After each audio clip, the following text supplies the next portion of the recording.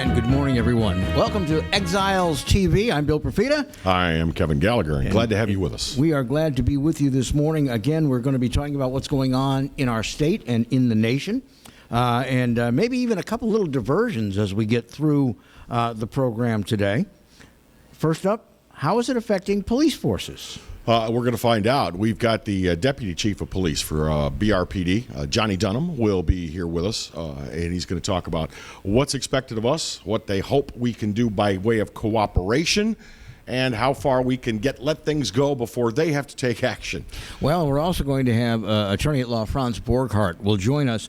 And the question we've asked Franz to research is how much, quote-unquote, enforcement power, it's actually in the act that allows the governor to issue this stay-at-home order, how much enforcement power there really is, or is it up for discussion? And if time allows, we're also going to ask him about what's happening for you if you have a pending court case right now and the courthouses are shut down where you live? Well, that's a darn good question, because a lot of people, it may be something fairly simple, like they have to show up in traffic court. And then a little later on, something of a diversion. We're being told by physicians and by psychologists and even by the governmental officials, get out in nature, get out in the fresh air. As long as you don't do it in a big group, take a walk, take a hike, enjoy yourselves, get away from being stuck in the house. Well, Audubon, Louisiana is having a webinar today with their chief scientist, Dr. Eric Johnson, and he is going to answer all your questions and talk about, what birds you might see in your neighborhood, and then you're going to go forth and do. Now, they thought of this on Tuesday. They already have 1,600 people signed up online, and we will talk with Eric Johnson. So it's like an online primer on which birds, what to look for, and then afterwards you go out, maybe grab your binoculars and take a stroll. And you can Q&A with, I dare say it, the chief ornithologist in the state, or as I call him, the poobah of molt. He wrote the textbook on molting that everybody uses. Before we take our first break, now that you know what's coming up on the show, did you see this thing where the publisher of The Advocate is asking people to make donations? Not only did I see that, I saw where the Attorney General of the state is calling fi on thee for even asking. And citing some what he considers pretty bad reporting by The Advocate. Yeah, well, this has really plucked the ire of a lot of people who have worked in journalism. Bob Courtney is one. Bob, of course, had been with spent some time in journalism. Yeah, WBRZ for a very long time. And it's very interesting because a lot of people are positing, and I'm one of them, that Doug Manship must be rolling in his grave.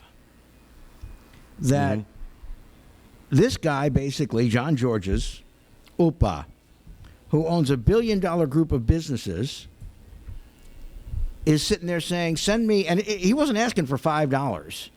It's like, $50, $100, $500 that they're asking for on their own website, is saying, if you want to keep journalism afloat, give us money. Now, I will tell you, Doug Manship never had the kind of money John George's has, and he would have sold the family silver before he resorted to something like this. And look, all I want to say is those of you who may remember when John George's took over The Advocate, one of the first things they did after they got settled in was they started letting go all the real journalists that they had. The Advocate had some of the best journalists in the state of Louisiana and maybe this part of the country, and they let them all go. Well, and by the way, I'm sorry, I misspoke. It's $100, $500, or $1,000. Wow. Do you get a prayer handkerchief with that? If you that's in our next talk through segment, the prayer handkerchief. That's a different. Yeah, we're gonna get to him. We're gonna get to him in just a minute, but. See, what that tells me is someone me. smells the end is near. Well, they should have been sniffing that for about 3 or 4 years, but that is a whole nother program. But how low can you go? Asking your subscribers online and in person to send you want us to stay afloat? I mean, simply put, we need your help. You know what? I have. Drive your butt to the back room of Galatoire's, where I'm sure they keep the extra cash, and dig a little out. Yep. Get into some of that. Gambling money. Well, and they have been furloughing employees like crazy. One of our favorites, who does a great job, Pam Bordelon, they furloughed her.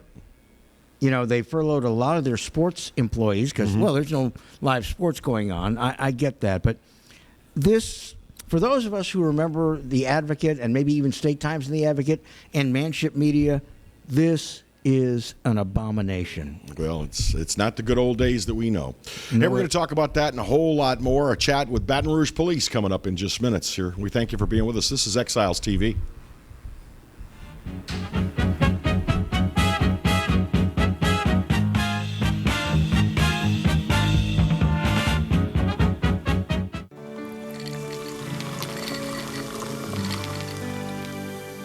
No one can stop me when I taste the feeling. Nothing could ever bring me down. Nothing could ever bring me down.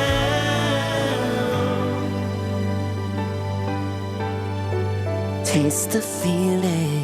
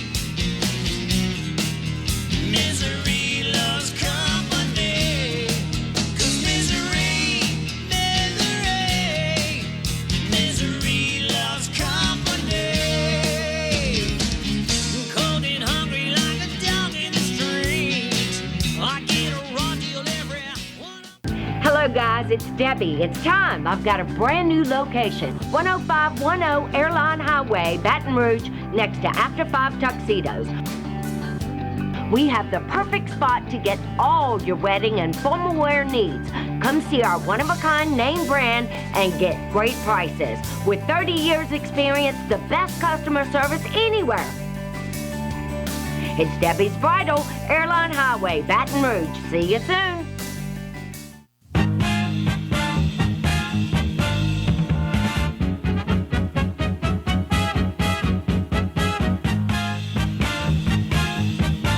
Hey, we are back. This is Exiles TV. I'm Kevin Gallagher. He's Bill Profita. And we've been talking a bit about this is pretty much what we're going to stay on until it's in the rearview mirror of the coronavirus. But talking a bit about The Advocate, and would you call that a shameless bid to stay alive? Send us money.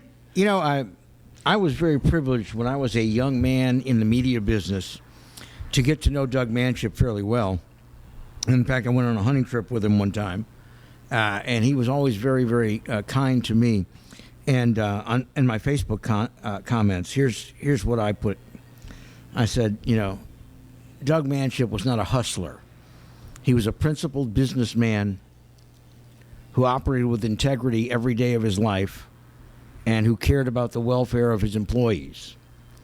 And he had more class than this guy could attempt to buy with all of his billions. And I just... The pushback they're getting, I haven't seen one person saying, well, I understand, they need help. I've not seen that. You know, he wants the public to finance his operations because of this coronavirus. Well, you know, they put their content behind a paywall. That didn't work out so well for them. So No. you could browse 5 articles and then you hit the paywall. That didn't work out. You can't put your content on the internet and ask people to pay for it. It's all the magazine and newspaper publications that are doing it are meeting with nothing but failure. Well, So where do you make your money if people aren't subscribing and or going to the newsstand and getting a physical copy of your publication? Well, and going back 5, 6, 7 years, I remembered an old thing that a lot of people of my parents' generation used to say, and their parents, nobody buys the cow when they're getting the milk for free. So if I were sitting in that position 10 years ago, I would have said, no, we're not putting anything on the web. If they want to read our very good journalism, they're going to have to buy a freaking paper. And I would have hung on to that forever. And by the way, because nobody does buy the cow, when they're getting the milk for free, newspapers and magazines all over this country have seen their subscription rates fall like an elevator from the top of the Hancock Center. Here's what happens, ladies and gentlemen, is people that run these publications and other media outlets, they usually rely on a consultant to help them make their decisions. And the main reason for a consultant is that so when everything goes pear-shaped, you can say, it wasn't me, it was the consultant. And by the way, they always get their money up front, the consultants. And the consultant always is going to say, go for whatever is the latest thing. So newspapers went on the web, which is great for you and me. We can browse it at the touch of a button, but it didn't work out so well. When we were on talk radio, we had a live chat that was web-based, and you could also get it on an app. And so people could type and text in their little messages to us. And part of my job, as we did our morning show, was monitor that chat and respond. The thing we noticed is our talk radio station was no longer getting phone calls. Yeah, the whole public was not hearing from all the people that wanted to participate. There was no talk on the talk radio station. There was no conversation with the listeners because of this new technology that some consultant said, you need to have this. Everybody's got this. You need to have this. But you're right. The web has killed print media. Well, I mean, here's the whole thing. If you owned Sonic, you got 5 or 6 locations, would you start having your burgers available for free at McDonald's and Burger King locations? No. I mean, the stupidity of this boggles my mind. And I remember asking a consultant at our former employer, oh, you got to have social media. You got to have Twitter and Facebook and Scratch My Butt and all these other ones. And I'd say, okay, great. Where are the numbers? How do you quantify them? How do you monetize it? We don't know that yet. Yeah. Now, I wasn't in charge, so I didn't say what I want to say. I said, okay, well, you answered my question. But the thing is, these people buy this hook, line, and sinker. I mean, and you sell newspapers, by the way, on your paid circulation. And look, so if you're killing off your paid circulation, you're taking your per-page ad revenue and going, what? Yeah. Morons. I'm not going to indict them, and I didn't intend any of this as a slam at our previous employer because it's not unique to them. It's everybody. Everybody is being told by consultants how to run their business now. Well, everyone. And in a lot of the comments I've seen about The Advocate, one of the underlying threads is, and I still wouldn't pay, even if you corrected all the poor writing, bad grammar, use of the wrong word, non-capitalization. And what they're pointing to is The Advocate and a lot of other media have gone away to let their newest reporters look like they are really not conversant in the English language and have no sense of propriety in its use. Well, Bill, reporters used to sit at a keyboard and they'd write their stories like this. And usually at 70, 80 words per minute. Today's newspaper reporters do it with their thumbs. Yeah. So, I mean, maybe I'm overgeneralizing and maybe we're just a couple of old farts, but the changes have been detrimental to the information media. One of the things that you and I enjoy doing, me more than you, because you're a little kinder than I am, on our podcast, is we pull up local news articles and we go through all the wrong words, wrong syntax, wrong text, wrong context, and you know what? We never have a shortage of that. Yep. My favorite is the one guy at WAFB who 3 times talked about a police agency firing their gun. And I said, my God, if the sheriff's department only has one weapon, we need to help them immediately. They need equipment. There are lots of seats left on the short bus. Lots of them. Speaking of police. Get off at Moronville. Baton Rouge Police coming up with us next when we return with Exiles TV. Thanks for being with us.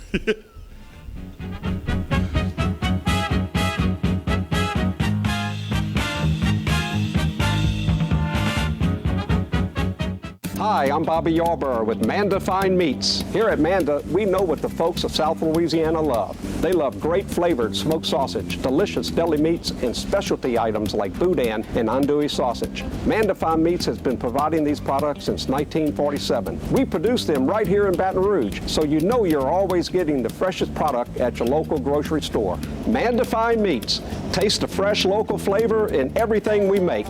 Make it Manda every time. Live and play on the fairway at Greystone Golf and Country Club, a serene, challenging golf destination located in Denham Springs. For tee times and membership opportunities, go to greystonecountryclub.com. From appetizers, pasta dishes, and entrees, La Contea takes pride in preparing all the Italian cuisine we know you love. Enjoy live music every Thursday through Saturday from 6 to 9, happy hour weekdays from 3 to 6, and brunch on Sundays from 11 to 2, as well as dinner portion-sized lunch specials for under $10. Visit our website to view our menu and book a party or meeting in our large banquet room. Once you try La Contea, your Italian dining will change forever. Hi, I am Dr. Farrell Frugier Jr., and I am a general dentist at Frugier Family Dentistry. I was born and raised in Baton Rouge, Louisiana.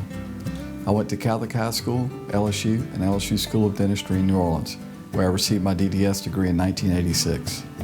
I always have and will continue to be committed to continuing my education, to invest in technology which makes the diagnosis and delivery of dentistry more thorough, more comfortable, and more aesthetically pleasing. In our practice, we are here to serve the patients. We want to improve their quality of life and to develop relationships with our patients. In dentistry, we have a chance to impact lives on a daily basis, not just by doing dentistry, but by getting to know them and being a part of their life. We also believe in giving back to our community. So every year, we give back to the Greater Baton Rouge Food Bank, Toys for Tots, and Mary Bird Perkins Cancer Center. Please stop by and visit our office. We would love to take care of you and your family. For Total Home Pest Control, who are you going to call? Call the Bug Man, 923-BUGS. For total pest control for your home or business, call the original Salvant. Call the Bug Man today, 923-BUGS. Hello guys, it's Debbie. It's time. I've got a brand new location. 10510 Airline Highway, Baton Rouge, next to After 5 Tuxedos. We have the perfect spot to get all your wedding and formal wear needs. Come see our one-of-a-kind name brand and get great prices. With 30 years experience, the best customer service anywhere. It's Debbie's Bridal, Airline Highway, Baton Rouge. See you soon.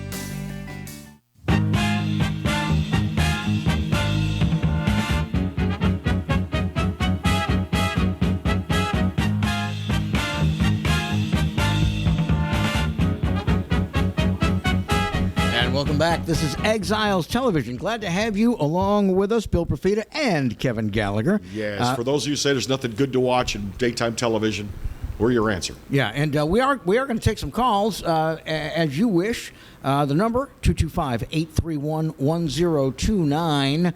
A little later on in the show, we're going to open it up, but 225-831-1029. Joining us now is Deputy Chief of the BR Police Department, Johnny Dunham, and we've known Chief Dunham for a very long time. And one of the things that we're hearing from around the nation is police officers are coming into contact with the public. They're starting to feel symptoms. They're testing them for coronavirus. Now, New York City, which is the epicenter, and they've got 35,000 cops, they've already had, I think it's 185 positive tests and another 200 that are showing symptoms that haven't been tested yet. So how are we dealing with this at the street level? I mean, you guys got to be with people when you're out there. Yeah, I mean, we obviously have to be in contact with the public. Hopefully, officers are already trained to take what we consider a 6-foot reactionary gap. I mean, most officers try to stay 6 feet from anybody they're talking to, so it plays in well with the social distancing gap. So most of them are trained that way. Right now, we haven't seen our officers needing to be tested. We have 3 officers right now that are self-quarantining, staying at home. And They're it's feeling sick. Well, and that came from trips that they had taken. It's not, they did not come to work and implement that. It's nothing that they from people they contacted at work, but from trips they were out of state at places that were hot spots. They decided when they came back in and they were told by their healthcare providers that they should probably self-quarantine for 14 days. So they've done that. We recently have a place set up for law enforcement to get tested. They still have to have the same symptoms and things that the general public has to have before our officers are allowed to get tested, and they still have the same wait for testing. But we do have a place now that we can send our officers if they feel like they're coming into contact. I wanted to ask you, do they have protective gear? Do Yes. they have face masks? I know they have gloves. We have PPE, gowns, face masks, goggles we could use. We're still working on. We're trying to get through the FEMA stockpile to get some of that equipment. But we do have them issued at each district, each precinct, in uniform patrol. We don't really have enough for our detectives yet. We're trying to get some of that through the stockpile. But we still don't have enough. I mean, we probably have 1,000 face masks now, sanitizing gels and things like that, bottles of equipment for them to sanitize their units after they transport somebody. We have all that, but we could always use more, and we're trying to gather that. Now, you mentioned that the officers are keeping 6 feet distance at least whenever possible, but we both know that sometimes they got to get right up close and personal. They do. Especially if a citizen's non-compliant. What do they do then? Well, at that point, if they feel like they're in contact with somebody that is showing symptoms or that has tested positive for COVID-19, they contact our health and safety division. We have a specific division that's for officer wellness. They'll contact health and safety. Health and safety will go through the questioning to find out whether or not they feel like they need to go for a test or self-isolate. At that point, we either self-isolate, we'll get them tested, hopefully get them, find out whether they test positive or not. But we also have a contingency plan in place in case we start to see numerous officers. Obviously, if we have an officer that tests positive for COVID-19 who's come back to work, our roll calls now, we don't do roll calls with all the guys gathering and ladies gathering in that roll call room. They do it out in the parking lot at their units now. We also have some video conferencing and things that we can do for the supervisors to be able to talk to the officers. And obviously through email and other things, they get directives now. So we don't want them gathering or congregating at the districts anymore. We try to keep them out in the parking lots and meeting through other avenues as opposed to face-to-face. But if that does happen and we do have officers that come to work or have come to work and have tested positive, we have a contingency plan in place to help offset. We'll pull officers from detectives and put them in uniform, and hopefully it won't come to that. I was at Mayor Broom's press conference a week ago Monday, so 10 days ago. And everybody was there. And I got a chance to talk to one of the senior people at EMS. And I asked, are you getting calls from people that are just worried where you might have to dispatch a unit and then you've got to disinfect the whole unit if they insist on being transported? I would think that you all are probably getting that in spades. Are you getting people from calls from people that are just scared? Oh yeah, we're getting calls from people that are scared. We've noticed since we've gone to our telephone reporting unit, trying to push that out more and more. For certain Code 1 calls, we've seen an increase. Usually we might get 10 of those calls into TRU a day. I think the other day we had about 85 calls from individuals that wanted to report things. We try to handle those with TRU through, it's like a video conferencing. They can go on the phone, they call 389-2000, they'll transfer them to TRU, and then there's a link that they can send them where they can actually talk to the officer face-to-face on their phones. So we're trying to use technology to kind of leverage our officers actually responding to stop that contact, that personal contact right now to reduce the chances of our officers catching any. I have a couple questions about citizen activity since this thing went into effect. I know that most of us are being compliant, trying to stay home. What about the quote-unquote criminal element Well, I mean, we have seen a slight decrease, honestly, in the number of calls, but overall, I would say, things really haven't dropped much. Mm-hmm. Our officers are still out there handling calls. We still have some people, but for the vast majority of people are complying with the governor's stay-at-home order. Well, We've at that noticed that. You can tell on the roads right now. Oh, yeah. The traffic's Coursey great. It's Boulevard easy is pretty getting to work. sparse.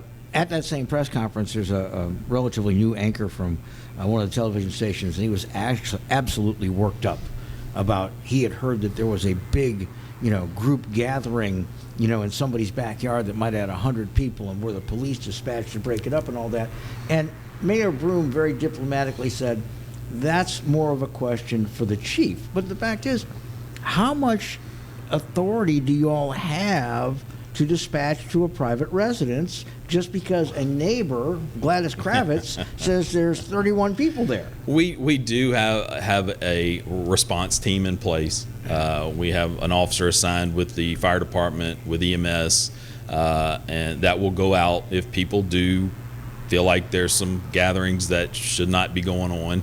They can call 389-2000. We dispatch those particular officers to the scene. They'll discuss it. Obviously, it's education is our first. We want people to understand what is in the stay-at-home order. We ask people to go to either our Facebook page or the governor's Facebook page to actually read the stay-at-home order, because we have certain businesses that were open yesterday that we had to dispatch the officer, that task force to. That talked to the business owners. They thought they could stay open until 5 o'clock.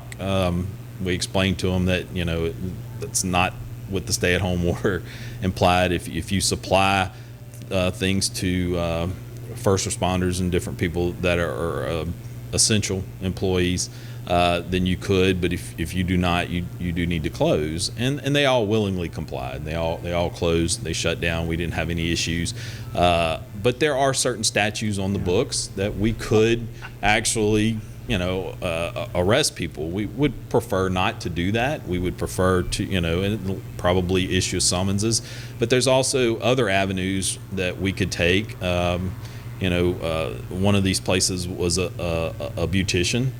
We could call the barber control apparatus with the state, and they've said if they do it again, let us know. We'll pull their license. So there are other because the beautician, they got to get up close. Oh, they're very close with they're right in your face. So there are other avenues that we use. Enforcement, obviously, through arrest or summons is a last resort for us. Well, do you have guidelines set up, or does the officer make a judgment call, or does he call a watch commander for a judgment call? We had that specific team in place. They know what process to use. It's education first. Try to to explain to them that they want to keep themselves and their families and the public safe. And right now we've had compliance with that. So hopefully it won't come to that. What I think about is the family that Aunt Myrtle is having her 90th birthday, and she's not in a nursing home. She's still mobile, and so 4 to swing by her house to pick her up, and another 4 come from another house, and the cousins come in. And they all say, well, we're all fine. None of us have got a fever. And you got 24 of them. And somebody sees it, and they call. And I guess you all are forced to say, hey, you guys got to break it up. We are kind of put in that position that we do need to go out. We do need to contact them. We do need to try to educate them. Is there a number? I mean, backyard 225-389-2000 if you're inside the city. I meant when you arrive at the scene, is there a number? If you're like, there's only 10 of you, go ahead. Knock 10 is out. what we're going by right now, obviously. But we want them to social distance, to stay apart. But if it's over 10, we Well, and I would imagine you also, if you get a citizen complaint, because people are kind of on edge, you pretty much got to dispatch somebody. Yes. Yeah, if they're insistent, and then we will dispatch. If they don't want to go through TRU, we will send a unit out. Would seem to me, Johnny, that we all feel fine is not a good argument either, because what we know of COVID-19 is that you can feel fine and be transmitting like crazy while you feel fine. Well, and again, we've seen examples of non-compliance in other arenas in past crises. We're going to take a little bit of a break here. We're going to continue with Deputy Chief Johnny Dunham and have some more about how police agencies are responding or coping with, or what special things they have in place during the stay-at-home order and for COVID-19 as a general thing. And then after that, Attorney Franz Borghardt will be joining us in a little while. Talk about the governor's order in detail. This is Exiles TV, and we are very glad to have you with us this morning. Back in just a couple minutes.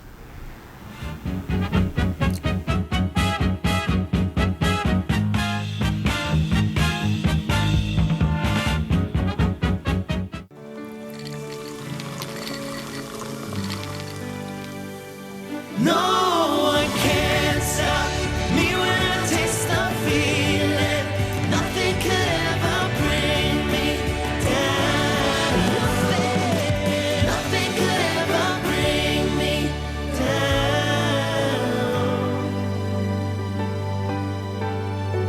Taste the feeling. Bolello's Furniture and Appliances, your dependable independent. Depend on us for service, for selection, for price. Get huge Whirlpool savings. Shop now and save on Whirlpool appliances throughout the store. Plus, experience our price match guarantee and ask about special financing. You can depend on the know-how of people who live appliances every day. Bolello's Furniture and Appliances, your dependable independent with nationwide buying power. I've seen a lot of things during my life. More bad things than good. I've lived in a lot of places, but never a home. I don't think anybody cares about me anymore. And now, I'm tired. Signed, Brian, age 11. Abused and neglected children in East Baton Rouge Parish are in dire need of CASA volunteers.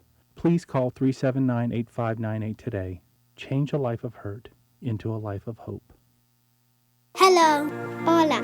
你好. Experience what the Baton Rouge International School can offer your children. Now welcoming displaced students for short and long-term stability. Hello guys, it's Debbie. It's time. I've got a brand new location. 10510 Airline Highway, Baton Rouge, next to After 5 Tuxedos. We have the perfect spot to get all your wedding and formal wear needs. Come see our one-of-a-kind name brand and get great prices. With 30 years experience, the best customer service anywhere. It's Debbie's Bridal, Airline Highway, Baton Rouge. See you soon. Hi, I'm Bobby Yarborough with Manda Fine Meats. Here at Manda, we know what the folks of South Louisiana love. They love great flavored smoked sausage, delicious deli meats, and specialty items like boudin and andouille sausage. Manda Fine Meats has been providing these products since 1947. We produce them right here in Baton Rouge, so you know you're always getting the freshest product at your local grocery store. Manda Fine Meats. Taste the fresh local flavor in everything we make. Make it Manda every time.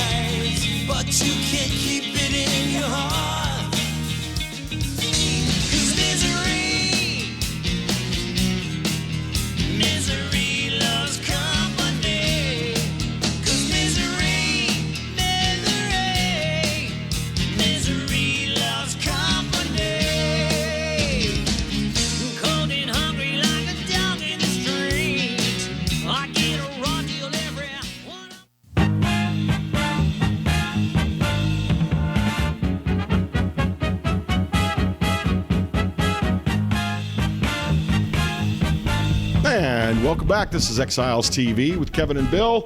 And we're talking with Baton Rouge Police about how they're handling this, what they're asking of us, and how they're faring as far as illnesses among their own numbers.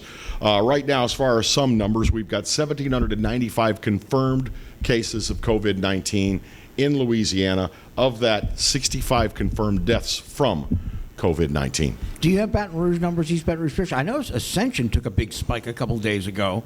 Still only 2 confirmed in East Baton Rouge Parish. Thank God for that. Thank God for that. And cases in East Baton Rouge, I think, are still climbing. But as I interpret the numbers, it's not at an increased rate at this point. And I don't want to belittle this thing, but if you look at the math, I'm looking at U.S. numbers. 69,246 confirmed cases across the U.S., only a little over 1,000 confirmed deaths. Now, when you look at that as a percentage of people confirmed to have the virus, that makes this virus far less deadly than the common flu so far. I want to say so far. We still don't know what to expect from this thing, but I think it's better to take these precautions than to wait and see what happens and wind up with a serious epidemic on our hands. Well, speaking of taking precautions, Deputy Chief Johnny Dunham continues with us, and we're talking about, we've talked about your officers and personal protective gear. And what is a typical day shift out on patrol interfacing with the public like? How many officers is that? We're probably looking at about 10 officers at each district. So you're looking at 5 districts, about 50 officers in uniform patrol. Obviously, we have detectives and other things out. Yeah, you have detectives and special details like narcotics and all that right. that are out there. So we can say that conservatively 300 on all the different shifts each day are out there in the public. Yeah, in uniform patrol, we have about 440-something officers just in uniform patrol. It's hard to protect that many people. It is. It is, and we hope that we can get out of this unscathed. The likelihood of that with the percentages and the rates of people contracting it, I'm sure at some point one of our officers will get it. We also have in case officers can't go home because one of their family members may be compromised, we have a place set up at our headquarters for officers to self-isolate with rooms and beds, and that's one of the advantages of having an old hospital. We have the old physician's lounge, which had bunk rooms, sleep rooms in it, so we're with showers and lockers and TV set up. So we have that set up for officers if we do have to self-isolate them, where they don't want to go home. They've contracted the virus at work, and they need a place to stay. Now, I'm reminded of cases where when AIDS was in its early stages and people were having a lot of fear of AIDS, there would be occasional arrest situations that you'd see on shows like Cops and stuff like that, where a non-compliant citizen would spit on the officers. I got AIDS, spit right in their face. Do you guys have a protocol for that? They definitely, the officers would contact health and safety. They'd obviously try to decontaminate. I worked the streets back during that where you had IV drug users. Had an officer that worked with me closely that stuck his hand in a pocket searching a suspect after he had stolen some stuff. Stuck his hand, pulled it out, and the needle was stuck in his hand. Ow. And he was an HIV positive suspect at the time, so he had to go through a series of shots and tests for weeks. It affected him. It affected his life. I don't think this will be anything like that, but they'll definitely have to self-isolate after something like that. Let's talk about non-compliant people in Baton Rouge. Okay. I don't think we're as bad as New Orleans, but we certainly have our share. And I remember from when I was PIO at the airport, and during the first Gulf War, and right after 9/11, and they had these giant signs that said, "No parking anytime, violators will be towed." And you would have people jumping out of their car, and the cop on the front would say, "You can't leave your car, sir, and it'd be, I'm just going to be in for a minute." That's not what the sign says. Yeah. Or, "Don't you know who I am?" Yeah, you're the guy that's going to get your car towed. and unfortunately, in my experience, most of the non-compliant people with things like this are people that are not stupid, people that have a decent amount of money usually, feel like they've got a hook somewhere with a city council person or, somebody like that, and they figure they can, you don't understand, it's me. I'm not a terrorist, or I'm not a threat. I'm going to come back. What are your officers reporting in terms of people they're coming in contact with? So far, we have very, very few people that have been non-compliant. The vast majority of people have been compliant. They're staying home. It's actually a pleasure to see. Honestly, the vast number of people are abiding by the stay-at-home order. And anytime we get called to a business or a location where they've potentially violated that stay-at-home order, we've just talked to them, educated them, and they've complied. So we haven't had any issues yet. So we're very pleased with That's the way good to know and good to hear. It is. What is the one thing you would ask of citizens of the city as we go forward with this thing? What's the ask that you haven't already made? Well, honestly, besides abiding by the stay-at-home order, check on your neighbors, your elderly neighbors, things like that. If you have their phone number, call them. Obviously, you want to practice social distancing, but we want to make sure that the people out there that may be vulnerable get some of the services that they need. Obviously, they can go on our website. They can go on the city parish website. The mayor has excellent resources for that, to help with the council on aging and things like that can get them food. Just make sure that they're taken care of. I think that's the main thing, that we take care of each other during this time. The term that's come into use, and it's a very good term, is a welfare check. I would assume if you all get a call for a welfare check, if somebody says, my neighbor has been sick, I've not seen her in 3 days, they're probably going to roll you and EMS at the same time? They are. Usually they're going to roll us and EMS. Obviously, the officers, we have teams set up at each district that also in uniform patrol, that when there's a welfare check, that those officers go in, they mask up, they gear up, and they'll go in and make entry if they have to. If they're not getting any response on a welfare check, they'll gain forcible entry. They'll go in and they'll check to make sure that they're okay, and if they do find somebody deceased at that point, then they will call EMS. Right. Obviously, our homicide will have to come out just to check on it. I don't mean to make light of the situation, but if you do have to make forceful entry and then there's Mrs. Cunningham going, what the hell did you kick my door down for? I mean, we who have pays? The city pays. We do have a risk management section, and I worked in internal affairs for years, and we got those complaints that the officers entered my house without a warrant. Like, lady, we knocked for a half hour. There are certain exigent circumstances where officers are allowed to enter, and welfare checks, especially elderly people, is one of those. Worst case scenario, you get 100 officers in the next week that have contact with somebody who may have fever, and you're going to want them to self-quarantine, or maybe you get some in that 100 that test positive. Do you have someone coming in that can take those slots? Yes, right now we do. We have detectives and things that will have to fill those gaps in uniform if we get those. But we also have not changed our shifts. We have not gone to 12-hour shifts, which could give us more manpower coverage in that case. We haven't done that yet just because we have seen a slight decrease in some of the call volume. We're trying to get those officers that have more time to, because TRU's handling some of those calls, to go out and be proactive, do some of that data-driven policing, just be seen more. The fact that an officer drives down a street with his lights on and just sits there for 25 minutes can reduce crime in that certain area. So we want them to be visible. How's morale? Morale is good. It's been a difficult time for the Baton Rouge Police Department over the last several years. I mean, you can go back to Hurricane Katrina, Gustav, the protests, the ambush of our officers, the flood, and then now this. It's been a difficult time, but I think our officers are holding their heads up and they're pushing forward, and we're going to get through this. Know that the vast majority of us support you all 100%. And thank you for the work that you all do. We appreciate what y'all do. If I'm giving us this wrong, opportunity. if it's a suspicion, not of a break-in, but if it's a suspicion that you have a neighbor that is not well, or you think that there's a large group gathering, or maybe you just want to talk to somebody about whether you need assistance, please don't call 911. Call 389-2000.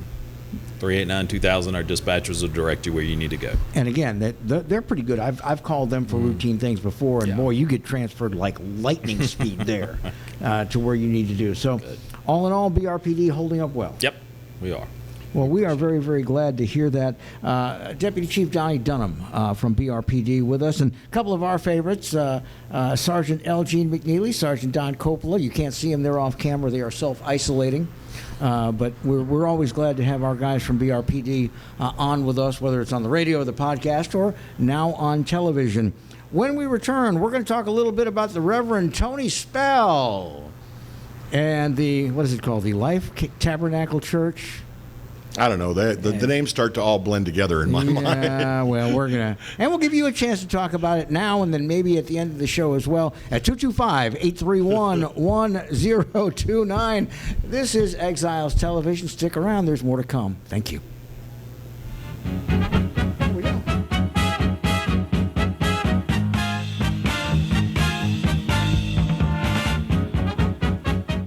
For total home pest control, who are you going to call?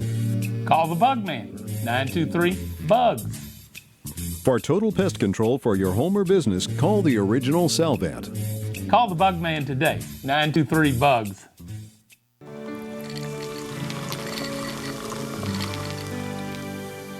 No one can stop me when I taste the feeling. Nothing could ever bring me down. Nothing could ever bring me down. Taste the feeling. Hi, I am Dr. Farrell Frugier Jr., and I am a general dentist at Frugier Family Dentistry. I was born and raised in Baton Rouge, Louisiana. I went to Catholic High School, LSU, and LSU School of Dentistry in New Orleans, where I received my DDS degree in 1986. I always have and will continue to be committed to continuing my education, to invest in technology which makes the diagnosis and delivery of dentistry more thorough, more comfortable, and more aesthetically pleasing. In our practice, we are here to serve the patients. We want to improve their quality of life and to develop relationships with our patients. In dentistry, we have a chance to impact lives on a daily basis, not just by doing dentistry, but by getting to know them and being a part of their life. We also believe in giving back to our community.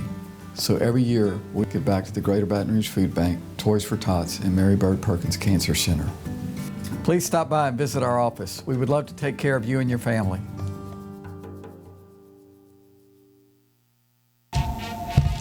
Clarence Bug Show. Yeah, I'm back on the air. That's right, 10 a.m. until 12 noon, Monday and Wednesday, and we replay it Monday and Wednesday nights, 10 p.m. to midnight. Check us out online. You can watch it live at PelicanSportsTV.com, or better yet, why don't you just download the Pelican Broadcasting app? That way you can take it with you anywhere you go. That's right, the Clarence Bug Show. Tell you what, oh, wait, gotta run, gotta go, bye. From appetizers, pasta dishes, and entrees, La Contea takes pride in preparing all the Italian cuisine we know you love. Enjoy live music every Thursday through Saturday from 6 to 9, happy hour weekdays from 3 to 6, and brunch on Sundays from 11 to 2, as well as dinner portion-sized lunch specials for under $10. Visit our website to view our menu and book a party or meeting in our large banquet room. Once you try La Contea, your Italian dining will change forever.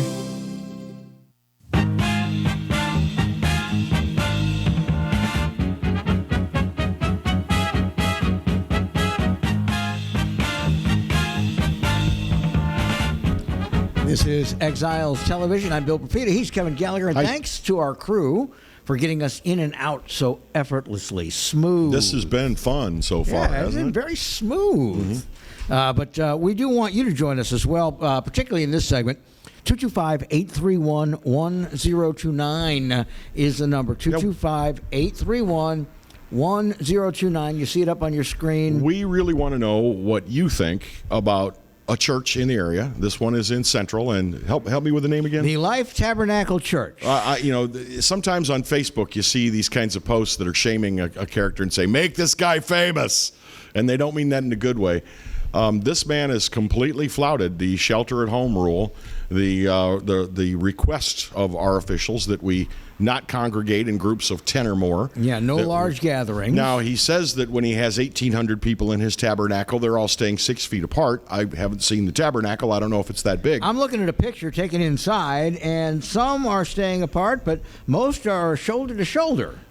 Should this guy not have come up with Plan B and offered worship, via Facebook Live, their website if they have one? What do you think of a man who's of a church that's willing to put its parishioners in harm's way? Well, not only that, the thing is, he's basically sticking a big middle finger up and saying, this is freedom of religion as an issue. No, it is not. Because nobody is telling him or his followers that they cannot practice a religion or follow another. They must follow another. And a resident who lives nearby said this: I'm 73 years old. Every time any one of those 1,300 people, or if it's a low number like it had on, I guess it was Tuesday night, 300 people, leaves there and goes elsewhere in our city, they're exposing elderly and vulnerable people like me.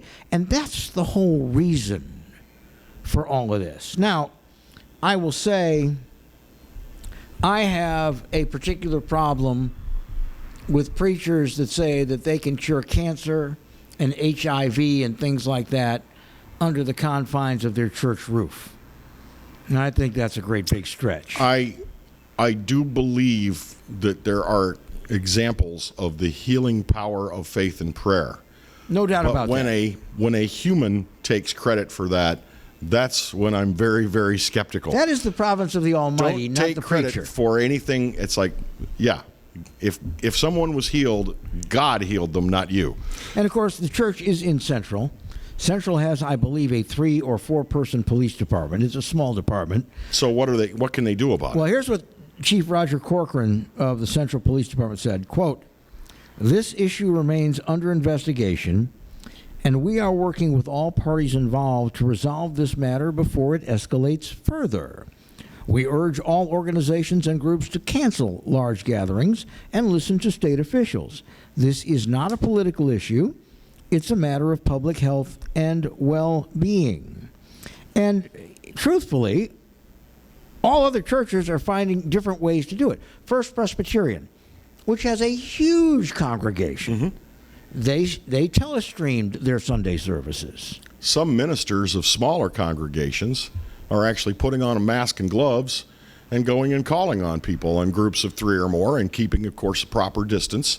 But if people need to be ministered to, they're actually taking the ministry to them in some cases. Well, there's all kinds of ways to get around this thing without just saying, screw it, we're going to have services. I feel that this is the act of someone who wants to remain non-compliant and use that as a rallying cry for his troops. And I find that to be very sad. Bill, the other thing to remember is that there are people out there, and I'm not going to insult them, but there are a great number of people out there who still think that this whole thing is a hoax and a political maneuver. And I'm going to admit, in the first few days of this, that's exactly what I thought. Okay, fair enough. But then people started to die in great numbers. Not here in the United States, but China, Italy, devastated with mostly elderly people. But when people are dying, you know that it's not a hoax. So I've completely reversed. I never thought that the whole thing was just complete BS, but I thought this is a case where they're using a disaster to political advantage. Now I'm just thinking, stay at home. Well, I think that this pastor, Reverend Tony Spell, is going to push this until somebody has to blink, okay? Mm-hmm. So what I want to ask you and all of you who are watching, do you think that law enforcement authorities should either blockade the church so people can't get in? Because they have the authority to block roads for public safety. They can do it. That road has 2 ways in, right? Yeah.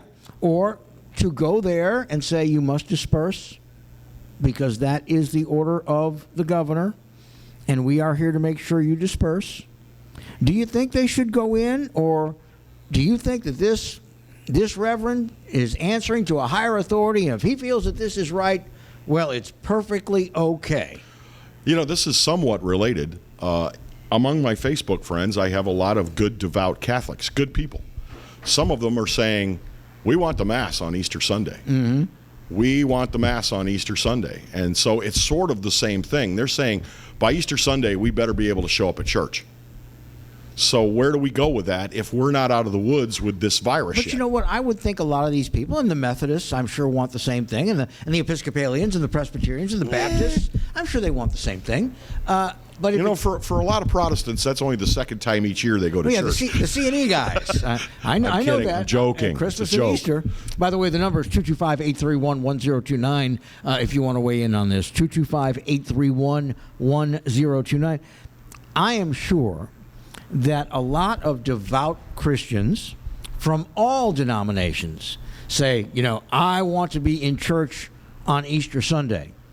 But if on Palm Sunday, which is the week before, it is determined that we are still not out of the wood yet, they may just be disappointed, they may complain, but they will not be in church. And I think the various bishops in the Protestant and Presbyterian and Methodist churches and Catholic churches will say, we're not having an indoor service. I think the bishops will do that. I think the council for the Southern Baptist Conference will probably say the same thing. You know, this is a matter of being Christian in your attitude. You know what?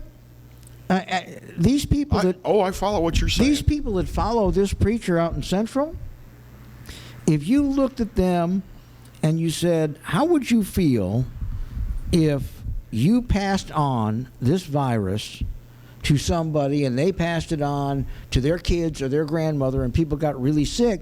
They'd first say, oh, that wouldn't happen here because we're protected. The Reverend said so. Say, well, let's say it did. How would you feel about that? It's a very unchristian thing to do, is to knowingly expose someone else to danger. What if the good Reverend himself gets the virus? What's going to, you think he's going to change his tune? Biting my tongue. Now, here's the thing, folks. Okay, moment has passed. This is the 21st century. If you've got one of these, and you've got a Facebook page, and a lot of churches have a Facebook page. God, yes. And if you don't have a Facebook page, you can create one in about 20 seconds. But if you've got one of these on a Facebook page, you can have service on Easter Sunday. You can have service on Wednesday night. You can have service on Sunday morning. You just encourage your parishioners, go to our Facebook page, and there the Lord will be. You know what I'd like to see? I'd like to see if he has the cojones enough to step away and have a visiting pastor from another church that doesn't have big outbreaks, say Idaho or Wyoming, come in and conduct the service, because then he wouldn't be able to sit there and say, look what I did. I stood up for him. I'm standing up for your rights, and we can cure cancer. Would he be willing to do that? I don't know. I'm guessing probably not. I mean, this is his great bully pulpit. Well, he's certainly taken a lot of heat. And people that I know that are not usually harshly outspoken on topics are harshly outspoken about the Reverend Spell and what's going on. He can point to them and you and me as enemies. He's not taking any heat from his own congregation, because that's the only thing that matters to him. His tribe. I have not heard a single member of his congregation saying, I think the good Reverend is wrong on this one, I'm staying home. Just the opposite. Well, because they know they'll be scorned and derided by other members of that congregation if they dare to speak out against the self-anointed Holy One. What was that term I used to use on the radio? I believe it was religiously constipated. Yeah, that would be it. That's the one. Yeah. Thank you. Yeah. Religiously constipated. But anyway, seriously. I don't want to get down on this guy and his parishioners too badly, but I really wish that they would reconsider and stop assembling during this concern. Let me ask you this. If there was a vacant field next door, you could do it outdoors, and Normal came and had music and meetings and all that with 1,200 people, what do you think good Reverend would say? Them hippies has got to go. Yeah, they're breaking the law. A bunch of pot smoking hippies. Yeah, You're talking Normal. I know what Normal is. Yeah. Or what's the big gay activism group? Glad. Yeah, Glad. If they were out there being glad, across the street. No. We'd have to plant landmines in that field across the street. He'd be calling the chief saying, "You need to get out here pronto." Mm-hmm. We're going to talk more about the coronavirus. We're going to talk about this topic with attorney Franz Borghardt and others. The actual mechanism that is asking us to stay at home and limit businesses, what kind of legal teeth does it have? That's coming up in our next hour. Well, this is Exiles Television. You want to talk? 225-831-1029. We are so glad to have you with us this morning. Hey, tell your friends, would you? Yeah. Back in just a moment.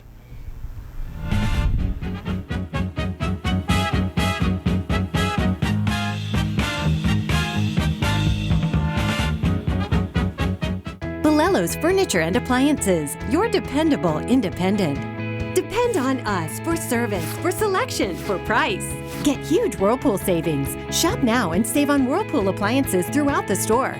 Plus, experience our price match guarantee and ask about special financing. You can depend on the know-how of people who live appliances every day.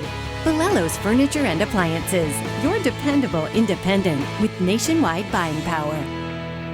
From appetizers, pasta dishes, and entrees, La Contea takes pride in preparing all the Italian cuisine we know you love. Enjoy live music every Thursday through Saturday from 6 to 9, happy hour weekdays from 3 to 6, and brunch on Sundays from 11 to 2, as well as dinner portion-sized lunch specials for under $10.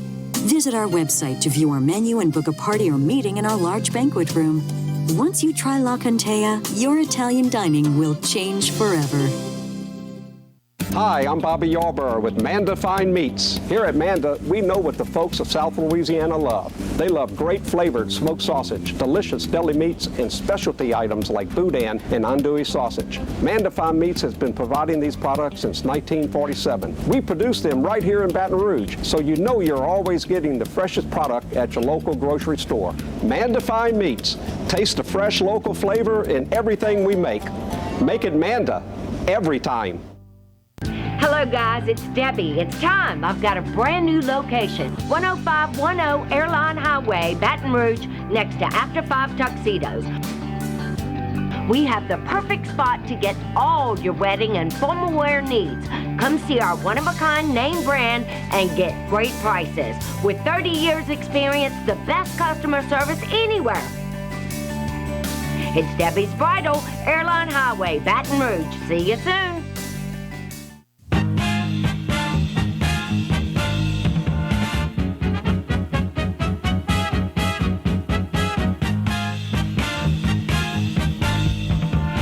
Hey, welcome back. Exiles TV on your television on Pelican Broadcasting Network.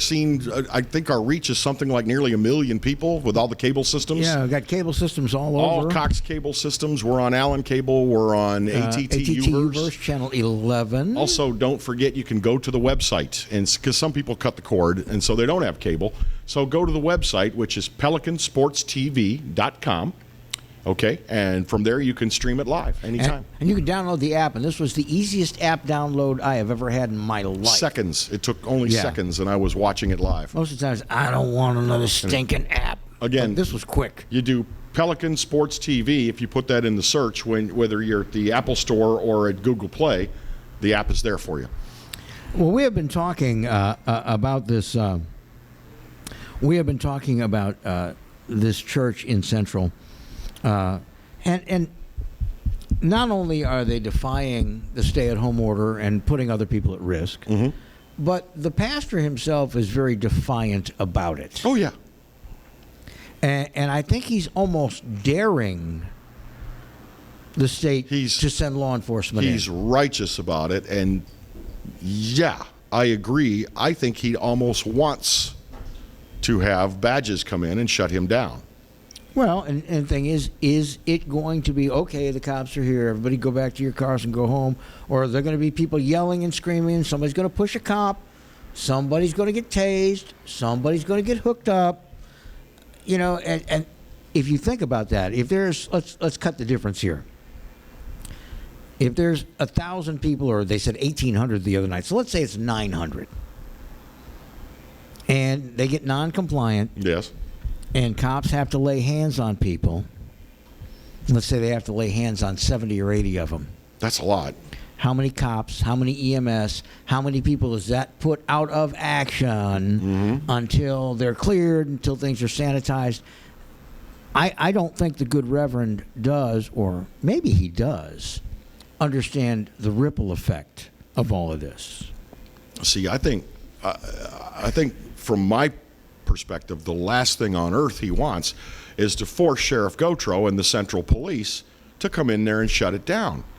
But maybe, I mean, I can't get a read on this guy, okay? And I don't want to be insulting, but he seems a little out there. Well, this is his chance. Was he ever going to get national media coverage before he did what he did a week and a half ago? See, this occurred to me. He right now is a local preacher who's got local exposure, but who's to say that he doesn't want to make his ministry a nationwide ministry? And just, look at all the attention I got. Next time, the next Garner Ted Armstrong. Yeah, exactly. And you know, unfortunately, there are a lot of people of deep faith that love radicalism.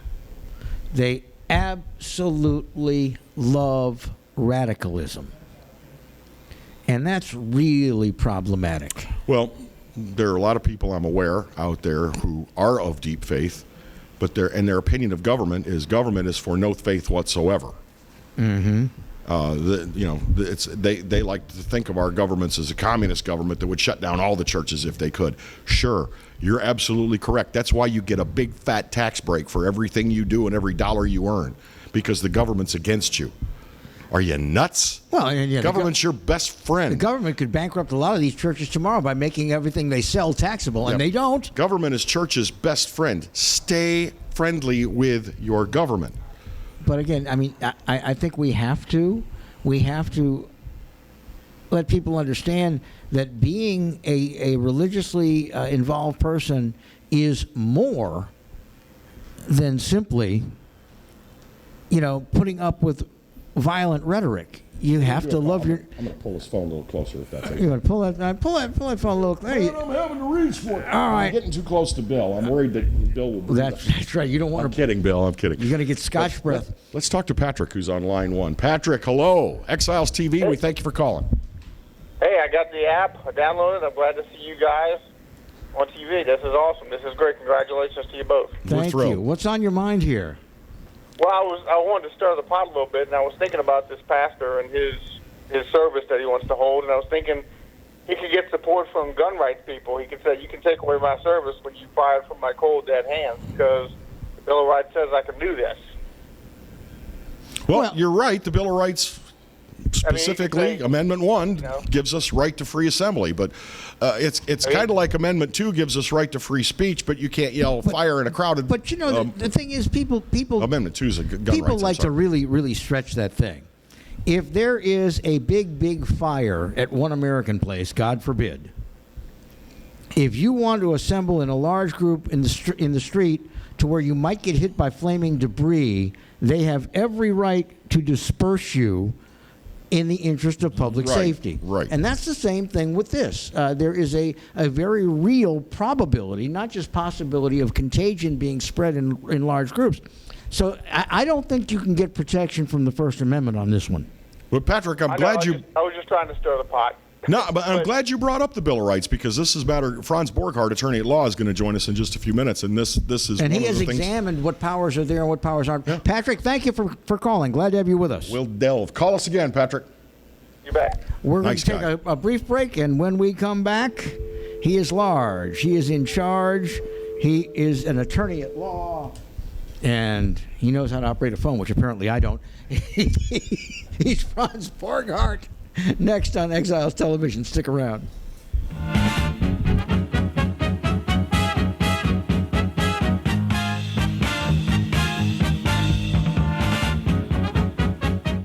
Hello, guys. It's Debbie. It's time. I've got a brand new location. 10510 Airline Highway, Baton Rouge, next to After 5 Tuxedos. We have the perfect spot to get all your wedding and formal wear needs. Come see our one-of-a-kind name brand and get great prices. With 30 years experience, the best customer service anywhere. It's Debbie's Bridal, Airline Highway, Baton Rouge. See you soon.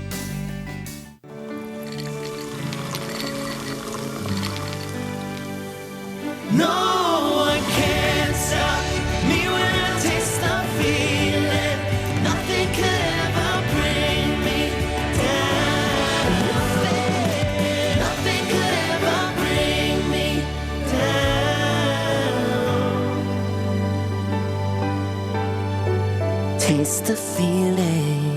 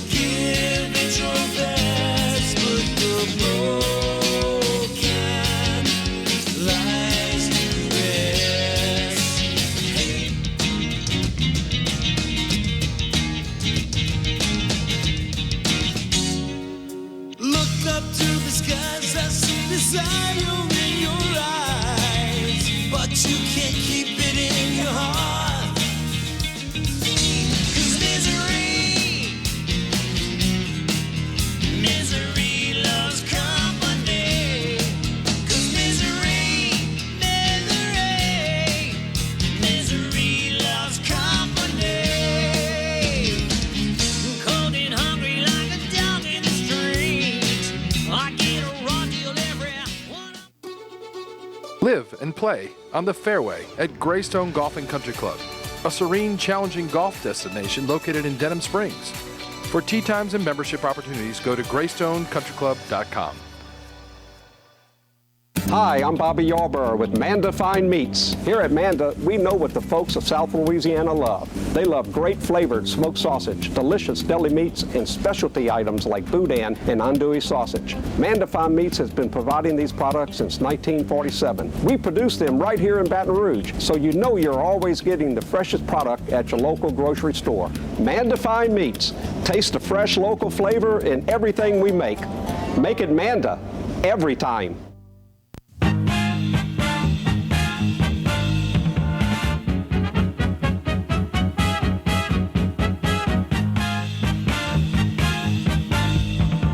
Welcome back to Exiles Television.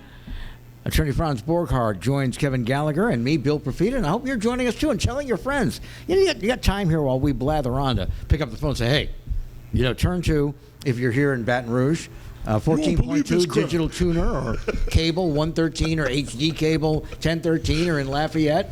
I believe it's, what is it? I think it's 1013 there too for their digital cable. I don't have it in front of me at the moment. I know that the ATT verse is 11. Well, yeah, there will be a test later, and we're on Allen Cable. We basically go coast to coast, as they say. Call on what's your question? Get it, little Larry King. That was a Larry King You thing. like that? I saw that. Attorney Franz Borghardt brings unique skills to this program. He has been a prosecutor. He is also currently a criminal defense attorney. He does a lot of community service work, particularly now in a community whose business is being tamped down. Every community that's under one of these orders I think it's also fair to call Franz an online content creator and influencer. And he's been in the media for well over 3 years now, so he knows his way around a microphone. And we asked him to join us for his expertise. Franz, we're going to talk about the governor's order and the statute in the next segment. But sure. Let's talk about this Life Tabernacle thing. Well, first and foremost, congratulations, gentlemen, on launching the new show. Thank you. Very relevant, very necessary. I'm glad it's happening. So I think we need to begin with a conversation about how your constitutional rights are not absolute. And your First Amendment right to assemble, your First Amendment right to free exercise of religion is not absolute. And what we have seen in the law is when there are things like public health emergencies, like what we're experiencing now, when there are things like acts of terrorism, the government can curtail those rights. So, when I hear I have a constitutional right to exercise the religion of my choice, that is true, but it's not an absolute right. And that needs to be the beginning of the conversation. Second of all, I can't help but feel, and I think you guys talked about it earlier, I can't help but feel that this pastor really just wants attention. He was on CNN, for God's sake. Oh, he's getting it. He's been on all of them. Yeah. So it is intention.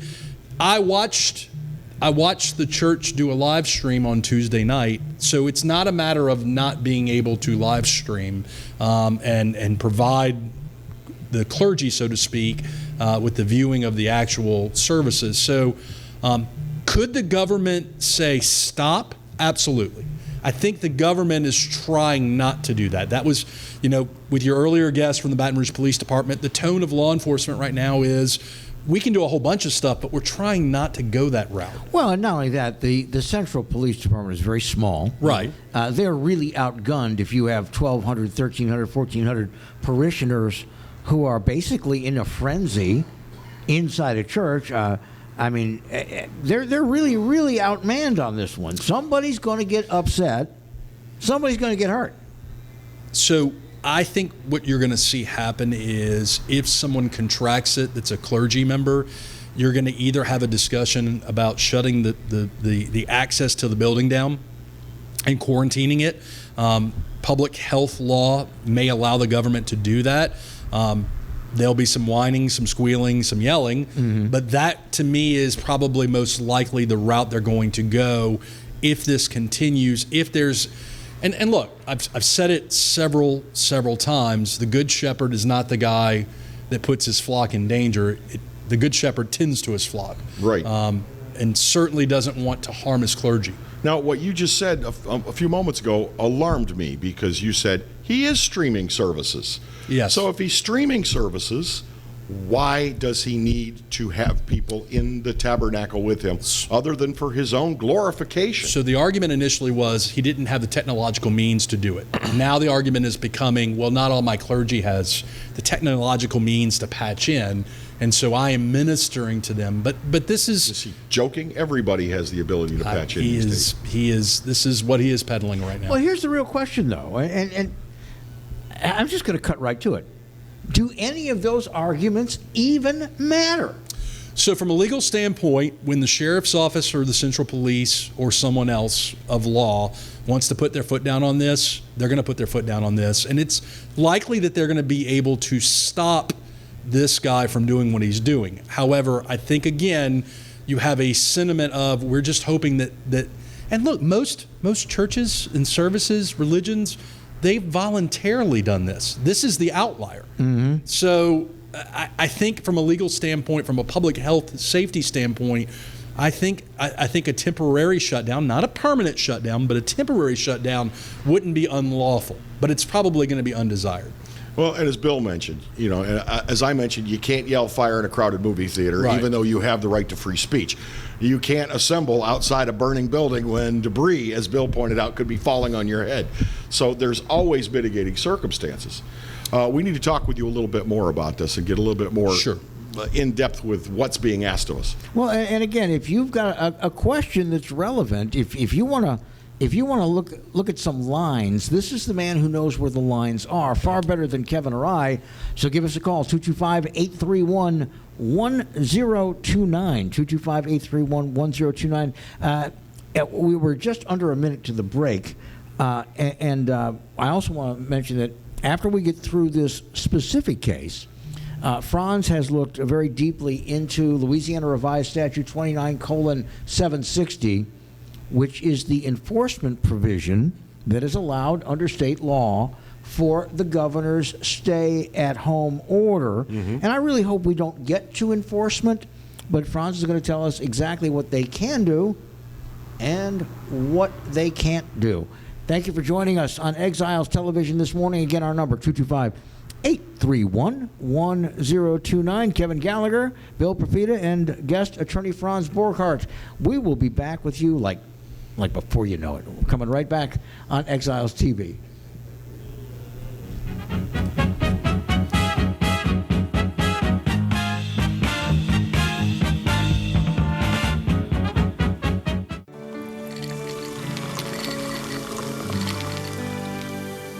No one can stop me when I taste the feeling. Nothing could ever bring me down. Nothing could ever bring me down.